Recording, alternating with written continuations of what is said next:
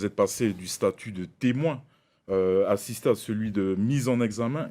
Que s'est-il passé ou que se passe-t-il? Alors d'abord, pour moi, personnellement, c'est un non-événement, hein, puisque la vérité, elle ne change pas.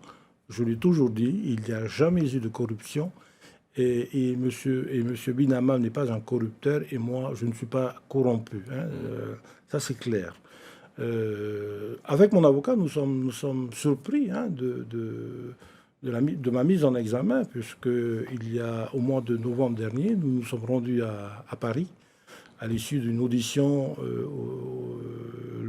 Les juges d'instruction, les deux juges d'instruction, avaient considéré qu'il n'y avait pas d'éléments susceptibles de me mettre de justifier une mise en examen. Au mois de février dernier, la Cour d'appel de Paris a changé les juges d'instruction en charge de mon dossier. Donc les deux nouveaux juges, apparemment, portent un regard différent sur mon dossier. Maintenant, avec mon avocat, nous attendons de recevoir les pièces que nous avons réclamées pour comprendre pourquoi les deux nouveaux juges d'instruction, donc M. Tournaire, ont pris une telle décision. Quant à moi, je suis serein. Alors là, je peux vous assurer, je suis extrêmement serein parce qu'il ne s'est jamais rien passé demain. On le sait aussi, au mois de décembre aura lieu donc les élections pour le renouvellement du bureau de la Fédération tahitienne de football.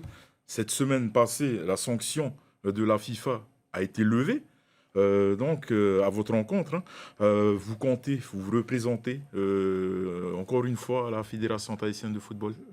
D'abord, effectivement, depuis le 15 mai dernier, je suis donc en capacité de reprendre une licence à la Fédération tahitienne de football et à l'occasion des élections de briguer la présidence de la Fédération tahitienne de football. Mais plus que ma candidature, je pense que ce qui est important, c'est le constat que l'on peut faire aujourd'hui. Hein. En quittant la Fédération tahitienne de football, lorsque j'ai quitté en 2015 la Fédération tahitienne de football, il y avait 6000 jeunes qui pratiquaient le futsal, des jeunes de quartier.